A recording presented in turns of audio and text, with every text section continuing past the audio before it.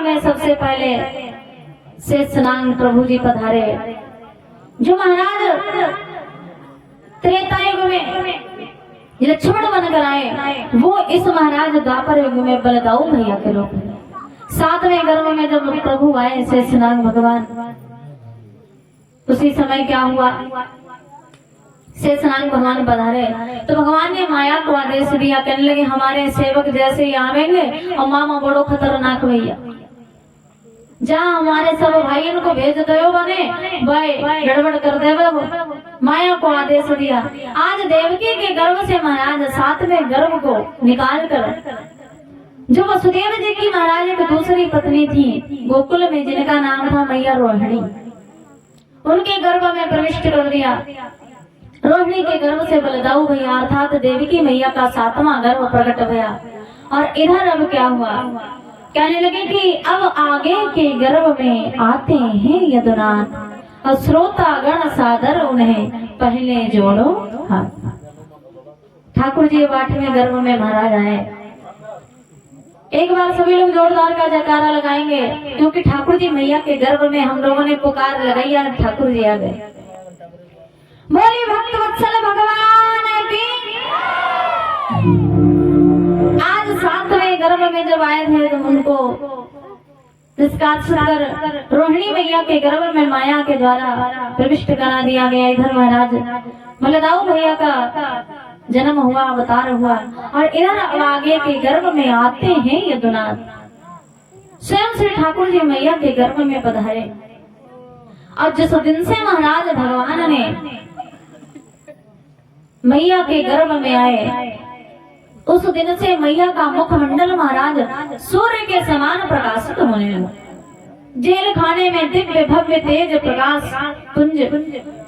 इधर कहते हैं कि मैया का 8वां गर्भ था और उधर कंस के यहाँ बड़ी जोर की तैयारी थी।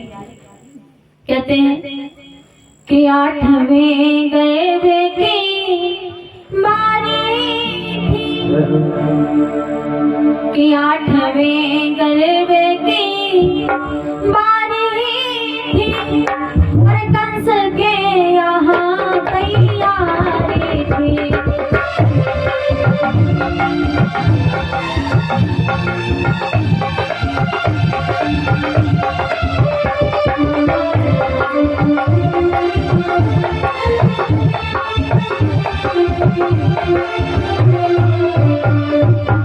कहने के महाराज इधर 8वें गर्भ की मैया की बारी और कंस के यहाँ बड़ी जोर की तैयारी।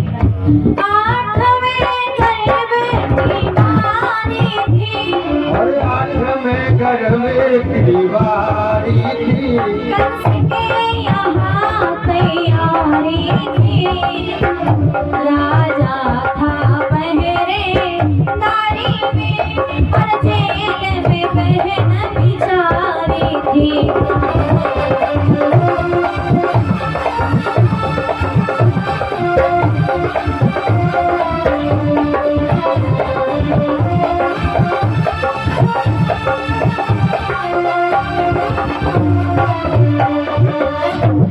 आज महाराज कहने लगे कि 8वें गर्भ की बारी थी, कंस के यहाँ तैयारी।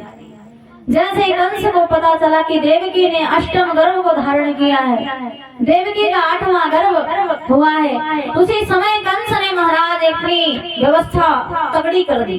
कैसी? सिक्योरिटी गार्ड सब बढ़ा दी, दोहरे दोहरे ताले लगाए जाने लगे। महाराज जहाँ पर 2 पहरेदार थे वहां पर 4 पहरेदार पहरा देने लगे, जहाँ पर 4 पहरेदार पहरा दे रहे थे वहां पर 8 पहरेदार पहरा देने, जहाँ पर 8 पहरेदार पहरा दे रहे थे वहां पर 16 पहरेदार पहरा देने।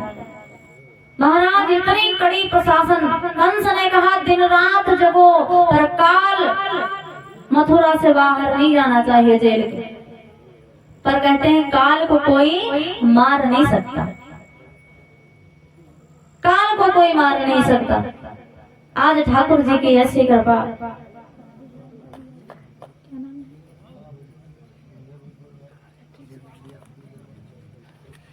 बोले माँ के बिहारी लाल की।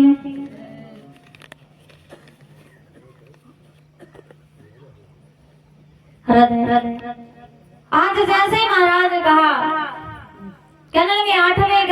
बारी थी आज कंस के यहाँ बड़ी जोर की तैयारी चल रही।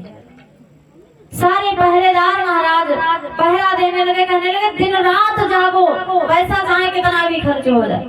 और इधर कहने लगे शस्त्र, जितने भी शस्त्रार्थ सजाए जाने लगे कि शस्त्रार्थ सजाए जाने लगे, दूतियां बुलाई जाने लगी, खेल के फाटकों पर तुहरी चोटियां बिठाई जाने लगी।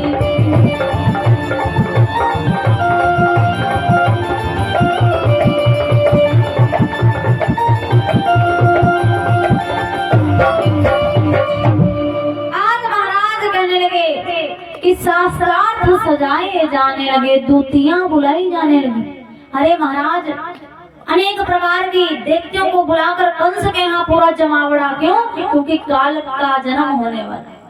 कंस महाराज दिन प्रतिदिन उदास हो रहा है, कंस का चित्त उदास हो रहा है कि वहां हो रहा था सभी दिन दिन चित्त उदास, यहाँ देवकी का हुआ पूरा 10वां। वहाँ दिन प्रतिदिन कंस का चित्त उदास हो रहा था, ज्यों देवकी का गर्भ बढ़ रहा था त्यों कंस का महाराज हृदय व्याकुल था। देवताओं ने कहा कि भगवान आप भी नहीं प्रकट भय। कहने लगे अरे भैया बुलाया है, और जिसको बुलाओ तो थोड़ा तो समय लेगा वो आने में। एक भक्त ने अपना भाव प्रकट किया और कहते हैं और मैंने मोहन को बुलाया है, वो आता होगा। कहने लगे चिंता मत करो, हमने बिहारी को बुलाया है, वो देखना जरूर आता होगा। और जितने लोग बिहारी जी को महाराज बुलाना चाहते हो, 10वां मास तो पूरा ही होने वाला है, बस एक बार प्रार्थना करो, प्रभु जी प्रकट ही हो जाएंगे। बस जोगराजपुर में आकर खड़े हैं।